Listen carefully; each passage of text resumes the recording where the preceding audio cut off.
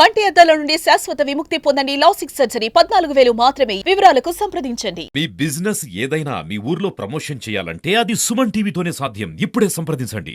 Class room లోనే teacher హత్య. అన్ని గాయాలున్నాయి మేడం. స్కెచ్ వేసి హత్య చేసిన విద్యార్థులు. ఎవరైనా టీచర్స్ వెనుక పక్క నుంచి ప్రోద్బలం లేకుండా వాళ్ళు కొట్టింటారా? గుంపుగా కొట్టి చంపేశారు.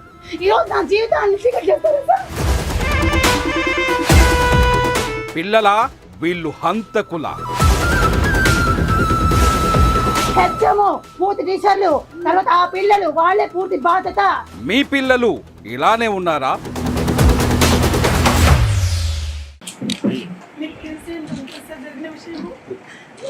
చంపించేస్తారు టీచర్లందరూ కలిసి మా భర్తను తలుపులు క్లోజ్ చేసి బయటకు రాని కూడా చంపించాను సార్. ఈ సిబాత్ రెహమాన్ అనే అతను అలీని కాపాడడానికి ఇట్లా చేస్తున్నాడు సార్. ఇప్పుడు కూడా సార్ సిబాత్ రెహమాన్ ఏదో సంథింగ్ యూనియన్ లో ఉన్నాడు. అలా అని అలీ వచ్చేసి వాళ్ళ బావ ఉంటాడు సార్. అక్కడ చేయబడతాను అతను ప్రొటెక్ట్ చేయడానికి వీళ్ళంతా కూడా మళ్ళీ ప్లాన్ వేస్తుంటే నాకు ఇన్ఫర్మేషన్ జస్ట్ వచ్చింది సార్ మా టీచర్స్ దగ్గర నుంచి.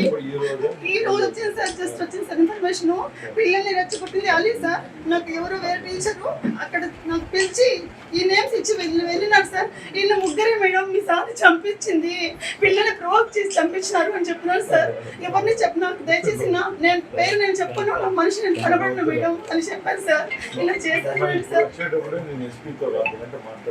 సార్ కలెక్టర్ సార్ కూడా మాట్లాడినా రూమ్ సర్టిఫికేట్ కూడా వచ్చింది. అంటే మేము చెప్పకూడదు, రిలీజ్ చేస్తారు రూమ్ సర్టిఫికేట్. కానీ వాళ్ళని వాళ్ళు కనీసం ఆ ఉద్యోగానికి కలంకులు కాదు సార్. టీచర్ లోకానికే వాళ్ళు కలంకం సార్. వాళ్ళు ఒక టీచర్లుగా ఉండే వాళ్ళు మా పక్షమని నేను చెప్పను, న్యాయం ధర్మం పక్షం నిలబడింది సార్. మా ఆయన నేను ఈడే కూర్చొని ఉంటాను, మీరు ఇదే ఉంటాయి. అమ్మ లోకేష్ నమ్మ మాట్లాడేది. సార్ చెప్తున్నారు సార్. సార్ నమస్తే సార్. అమ్మ నమస్కారం. మీకు తెలిసి ఉంటుంది కదా సార్.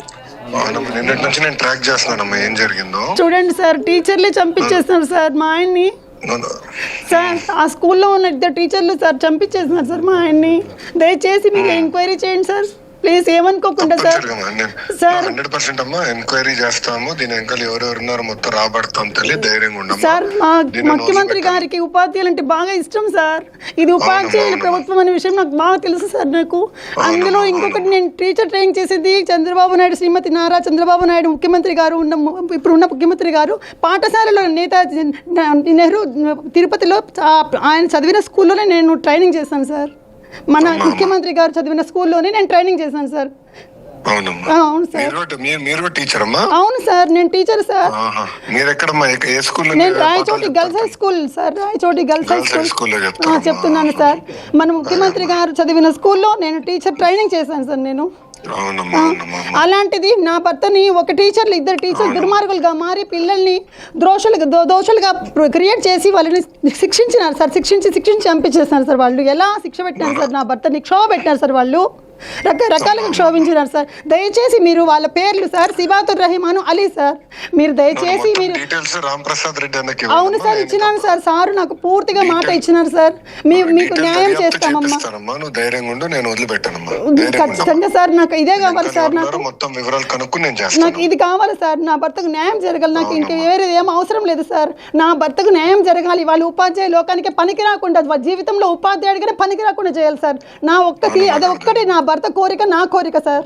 నా భర్త చనిపోయే ముందు చెప్పిన విషయం ఏంటంటే, నన్ను పిల్లలు వింటున్నారండి సార్, వీళ్ళని ఖచ్చితంగా వీళ్ళ మీద కేసు పెట్టాలని చెప్పినారంట సార్ నా భర్త.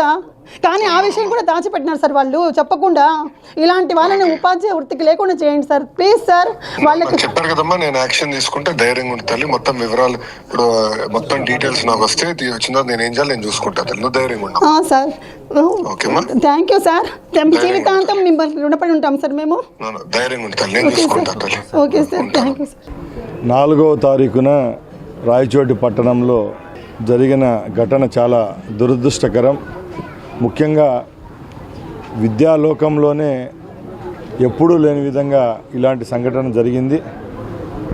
రాష్ట్ర ప్రభుత్వం దీన్ని చాలా సీరియస్గా తీసుకుంటా ఉంది. ముఖ్యంగా మా ముఖ్యమంత్రి వాళ్ళు చంద్రబాబు నాయుడు గారు అయితేనే, అలాగే హెచ్ఆర్డి మినిస్టర్ లోకేష్ బాబు గారు అయితేనే దీని మీద ఎంక్వైరీకి ఆదేశించడం జరిగింది. ఈరోజు సాయంత్రమే మా కలెక్టర్ గారు అలాగే ఎస్పీ గారితో మాట్లాడడం జరిగింది. అక్కడ పోస్ట్ మార్టం రిపోర్ట్లో కూడా తెప్పించుకోవడం జరిగింది. అది రేపు పొద్దున్నే ఎస్పీ గారే రిలీజ్ చేస్తారు. దాంట్లో జరిగిన సంఘటనలు, అక్కడ ఆ రోజు సాయంత్రం ఇన్సిడెంట్ జరిగేటప్పుడు ఎవరైతే పిల్లలు ఉన్నారో, టీచర్లు ఎవరైతే ఉన్నారో వాళ్ళందరినీ ఇంట్రాగేషన్ చేస్తున్నారు. ఆ రోజు దొరికిన 3 పిల్లలను అయితే పోలీస్ స్టేషన్లో పెట్టి ఎంక్వైరీ కూడా తరువుగా జరుగుతూ ఉంది. ముఖ్యంగా మేము ఒకటే చెప్తున్నాం, రాష్ట్రంలో ఉన్న స్కూళ్ళల్లో ఎప్పుడు ఇలాంటి సంఘటన జరగలేదు. ఎవరైతే ఈరోజు ఆ కుటుంబానికి ఆ నష్టం కలిగిందో అది తీర్చడం ఆ భగవంతుని వల్ల కాదు. ఎందుకంటే విద్యాలోకంలో ఒక అధ్యాపకునిగా కల్మషం లేకుండా 10 మందికి చదువు చెప్పే అతను ఆయన ఈరోజు మన మధ్య లేకపోయినా కూడా ఆయనైతే ఒక మంచి పని కోసం పోరాడాడని మా నియోజకవర్గంలో కాదు, ఇక్కడ జిల్లా అందరికీ తెలుసు. కాబట్టి గవర్నమెంట్ తరపున నిష్పక్షపాతంగా ఇది ఇన్సిడెంట్ పైన ఎంక్వైరీ అయితే జరుగుతూ ఉంది. అతి త్వరలోనే అక్కడ ఆ సంఘటన చేసిన వాళ్ళే కాదు, ఆ సంఘటనకు ఎవరైతే ప్రోత్సహించినారో, ప్రోద్బలం ఇచ్చినారో వాళ్ళపైన కూడా సస్పీషియస్ వ్యక్తులు ఎవరైతే ఉన్నారో వాళ్ళ మీద కూడా కంప్లైంట్ ఇవ్వడం జరిగింది. ఇప్పుడే అన్నమయ్య జిల్లా ఎస్పీ గారితో కూడా మాట్లాడాం. అలాగే ఇక్కడ ఉన్న వాళ్ళ సతీమణి గారితో మాట్లాడి ఎవరిపైన డౌట్ ఉంటే కూడా చెప్పమన్నాం. వాళ్ళు ఒక 2-3 పేర్లు చెప్పడం జరిగింది. అవి కూడా తరో ఎంక్వైరీలో అతి త్వరలోనే తేలుతాయి. మేము చేతులు జోడించి అధ్యాపకులకు ఒకటే చెప్తున్నాం, మీ దయ వల్ల మీ పాత్ర కూడా కూటమి ప్రభుత్వం అధికారంలో రావడానికి పాత్ర ఉంది. కాబట్టి మీ రుణంలో ఈ ప్రభుత్వం ఉంది.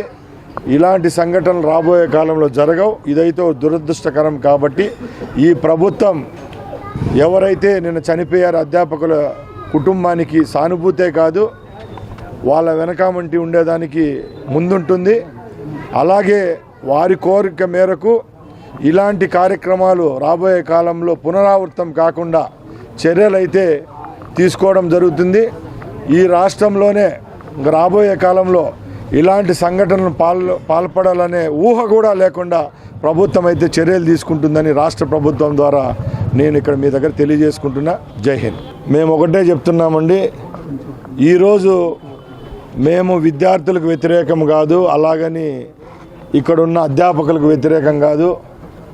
మన భారతదేశ వ్యవస్థలోనే గురువు అనేదానికి ప్రపంచంలో ఎక్కడా లేనంత గౌరవం ఉంది. అలాగని విద్యార్థులను కూడా తప్పులు పట్టకూడదు. సమాజంలో ఉన్న ఎవరో లక్షల్లో ఒకరో ఇద్దరో ఇలాంటి చెడు చేయడం వల్లే ఈరోజు విద్యార్థి లోకానికి కూడా చెడ్డ పేరు వస్తూ ఉంది. కాబట్టి మేము రాబోయే కాలంలో ఎక్కడైతే ప్రభుత్వ పాఠశాలలు కానీ అలాగే ప్రైవేట్ పాఠశాలల్లో ఇలాంటి సంఘటనలు పునరావృతం కాకుండా చర్యలు అయితే తీసుకునేదానికి సిద్ధంగా ఉన్నాం. అలాగే ఎవరైనా తప్పుదారిలో నడిచే విధంగా ఉండి తప్పుదారిలో ఉండే వాళ్లకు హెచ్చరిస్తున్నాం. అలాగే వాళ్ళ పేరెంట్స్కి కూడా రాబోయే కాలంలో ఎవరైతే వాళ్ళ బిడ్డలను అదుపులో పెట్టుకోలేని వాళ్ళను కూడా శిక్షార్హులుగా చేసేదానికి కూడా ఈ ప్రభుత్వం అయితే చర్యలు తీసుకుంటుంది.